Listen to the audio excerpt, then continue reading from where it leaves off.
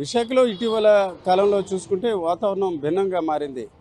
వాస్తవానికి దేశవ్యాప్తంగా చలి తీవ్రత డిసెంబర్ నెలలో ఎక్కువ అయింది. అయితే విశాఖతో పాటు అల్లూరి సీతారామరాజు జిల్లా పరిసర ప్రాంతాల్లో కూడా చలి తీవ్రత పెరిగింది. అయితే కేవలం చలి మాత్రమే కాకుండా నగరంలో చూసుకుంటే ఆరోగ్యపరమైన సమస్యలు ఎదురవుతున్నట్టు తాజా పరిస్థితులు బట్టి తెలుస్తుంది. ముఖ్యంగా చూసుకుంటే ఇటు డిసెంబర్ నెలలోని అలాగే జనవరి తొలి రోజుల్లో కూడా ఇక్కడ కాలుష్యానికి సంబంధించి తీవ్రమైన అంశాలు బయటపడుతున్నాయి. ఎయిర్ క్వాలిటీ ఇండెక్స్లో చూసుకుంటే ఢిల్లీలో కంటే ఎక్కువగా ఇక్కడ కాలుష్యం ఉన్నట్టు ఒక సందర్భంగా డిసెంబర్ ఆఖరి వారంలో ఇండెక్స్లోని అంశాలు బయటపడ్డాయి. ఇది ఒక రకంగా విశాఖలో కాలుష్యం పెరిగిందనడానికి ఒక నిదర్శనంగా చెప్పుకోవచ్చు.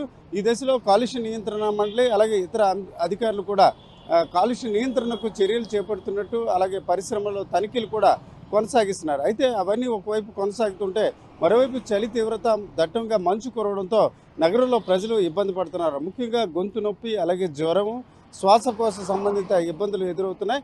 ముఖ్యంగా నగరంలో ఇటీవల చూసుకుంటే వాహనాల సంఖ్య పెరగడంతో ఈ కాలుష్యం తీవ్రత పెరిగినట్టు తెలుస్తుంది. ముఖ్యంగా నగరాన్ని ఆనుకొని చాలా వరకు పరిశ్రమలు కొనసాగుతున్నాయి. అలాగే భౌగోళిక పరంగా విశాఖ నగరం చూసుకుంటే ఒకవైపు సముద్రం, మూడు వైపుల కొండ ఉండడంతో విశాఖలో కాలుష్యం అక్కడే ఉంటుంది.